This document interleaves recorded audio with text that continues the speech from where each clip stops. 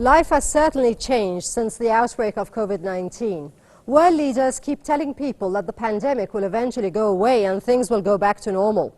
But one can't help wonder, is this one of those historic moments when the world changes permanently, when the balance of political and economic power shift decisively, and when for most people in most countries, life is never quite the same again? Hello and welcome to the program. I'm Leila Faromarzi, and in this episode of The Outbreak, we're asking this question. Is this the end of the world as we know it? And could the pandemic crisis mark a new beginning?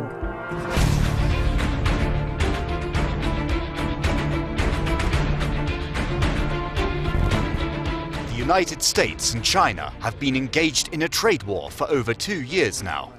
The acceleration of the ongoing rivalry between the world's two national economies during this outbreak of COVID-19 was, of course, inevitable. Regardless of who will be the next US president, suspicion and distrust towards everything the Chinese is now deeply entrenched in modern American political thought. The coronavirus pandemic has also taught the world a useful lesson. Trying to flatten the curve of China's rise instead of adopting a policy of cooperation with it will hit the US and its allies hard, and it will not contain China's ambitions. Se le loro politiche tendono a ridurre il commercio internazionale, i danni sono per tutti. Se le loro politiche invece si uniscono per favorire il commercio internazionale. As China recovers from being the origin of this pandemic, it will have two objectives. One, to end disruption to its supply chains, and two, burnish its image on the world stage. The US government, however, has to focus on tackling the pandemic and watching its economy crash. So, it's pretty much clear that the trade war is going to end in favor of which side.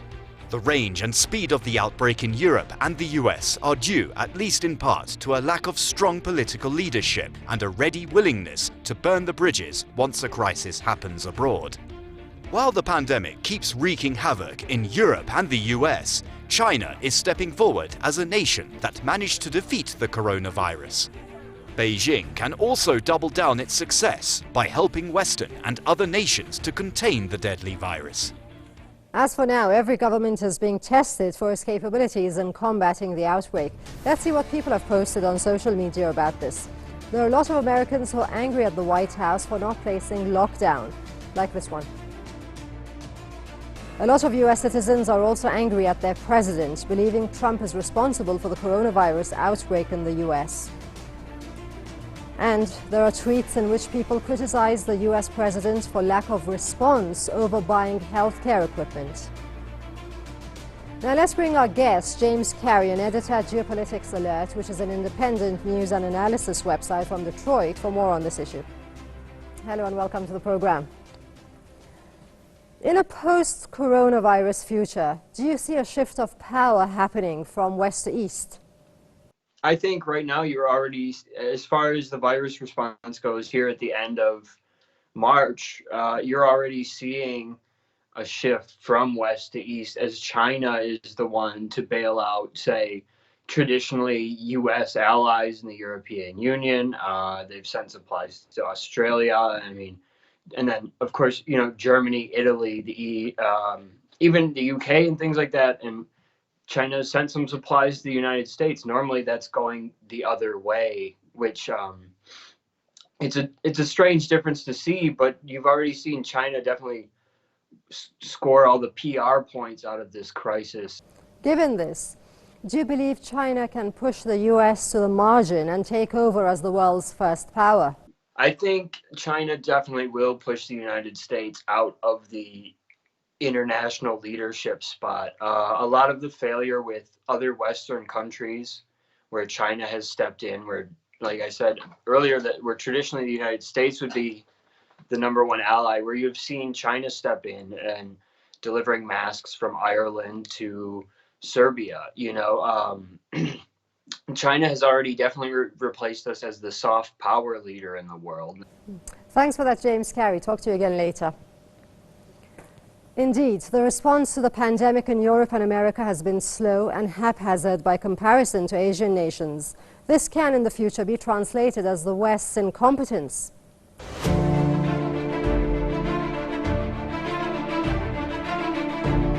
way every government deals with the coronavirus pandemic has become a great test for them. Everything is over. They will be judged based on their response to the crisis, not just by their people, but by the rest of the world as well.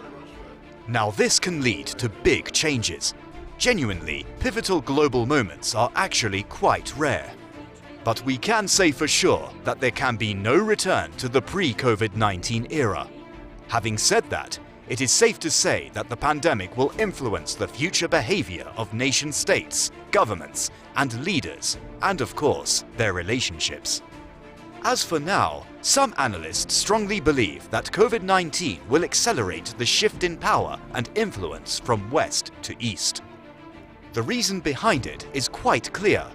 The response in Europe and America has been slow and disorganized by comparison with China, South Korea, and Singapore.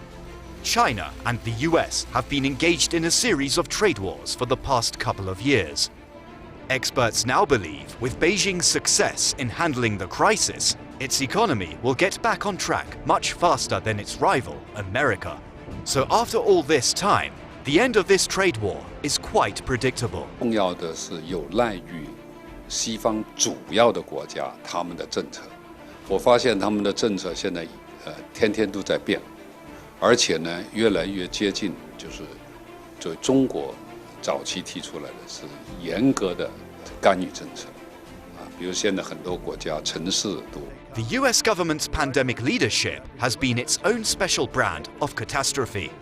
Experts say the Trump administration has placed American citizens in unnecessary threat while sidelining itself from acting as a global crisis leader. This domestic and international governance crisis could change the nature of the international order in several ways. The world will tend to see leaders who can overcome the pandemic. The interpretation is simple. If you are strong enough to beat a pandemic, you're strong enough to beat every other crisis.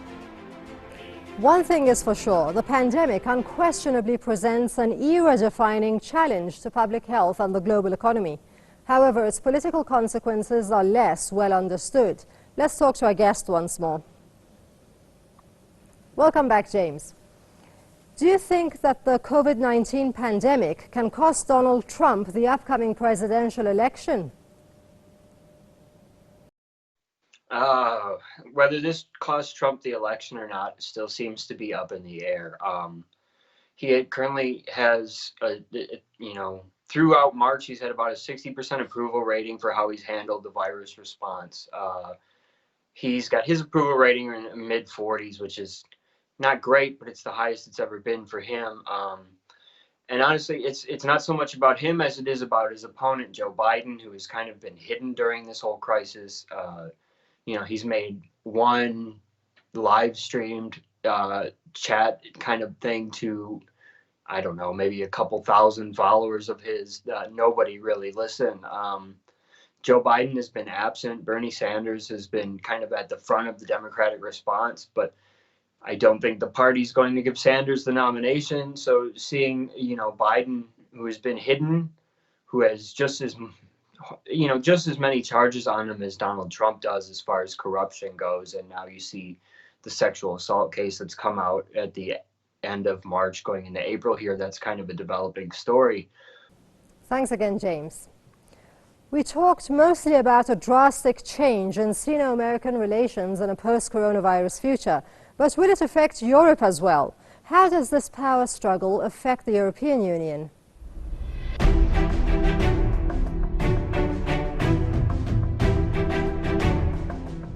Europe is now the hardest hit region, and it seems that there's no end in sight for its struggles with the pandemic.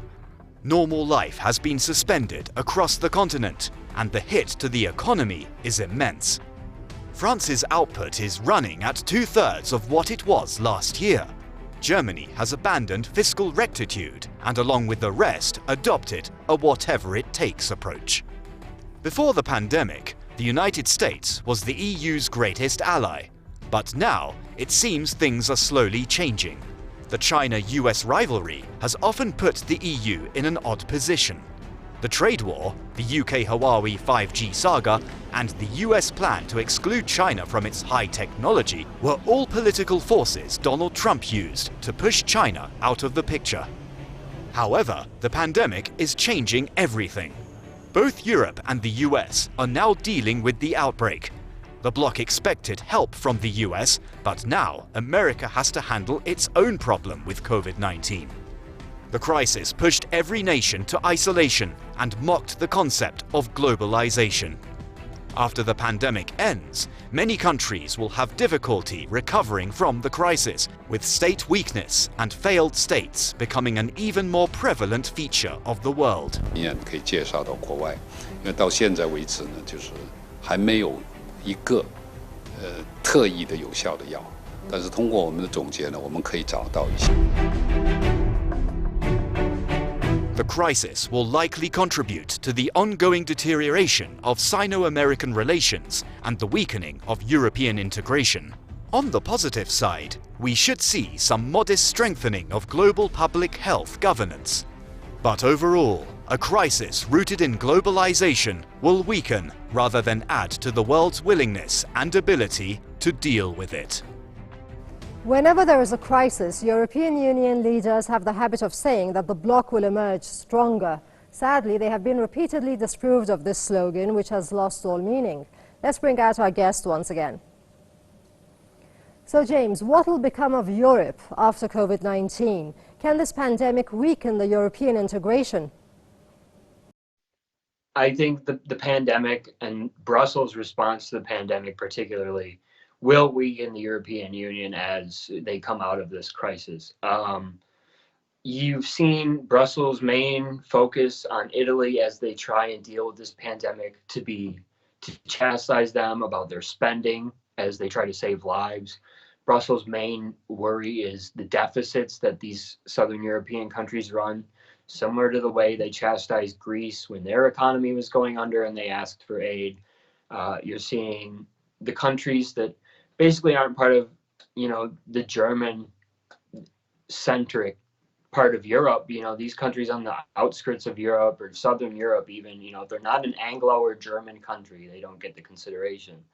Thanks for joining us, James Carey from Detroit. That's it for today. Do not forget to watch our program again at the same times. I've been Leila Faramaizi, and on behalf of the whole team here, thanks for watching and look after yourselves and each other.